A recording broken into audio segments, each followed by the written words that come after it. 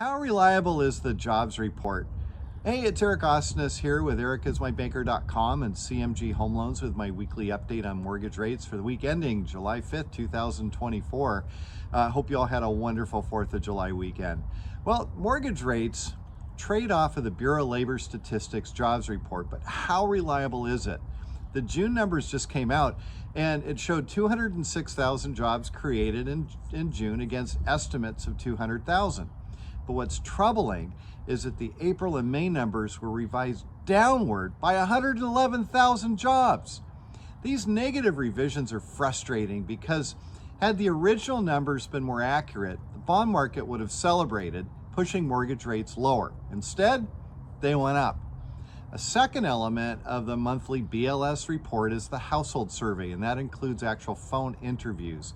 The household survey showed 116,000 new jobs created, and the overall labor force up 277,000 jobs.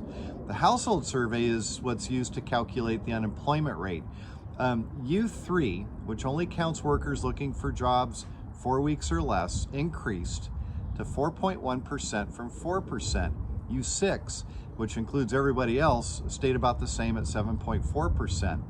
The thing is, a 4.1% unemployment rate is significant because it triggers the Somm rule.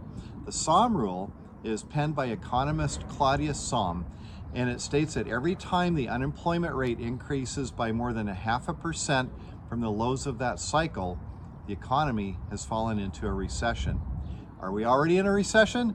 Well, it's never official until the Bureau of Economic Advisors says so, and that's a backward-looking announcement. But a recession means lower mortgage rates. Alas, for the week, mortgage rates are pretty flat in this holiday-shortened week. Here are the national averages. Conventional 30-year fixed rate, 7.08%. That's up 0.02 from a week ago. 15-year fixed rates, 6.45%. That's down 0.02. FHA and VA 30-year fixed rate, 6.55%, up 0.04. 30-year fixed rate jumbo, 7.25%, down 0.02. Moving on, elections and rates. We're already deep into the election season, and along with it is speculation on how mortgage rates will be impacted by the results. If you're waiting on election results before making a financial move, you probably needn't worry. Rates are not historically impacted by elections. In fact, we looked at 30-year fixed rates immediately and before a presidential election going back to 1971 using Freddie Mac's data, which that's when it started back in 1971. And from that chart, you can see the difference in rates before and after an election is pretty insignificant.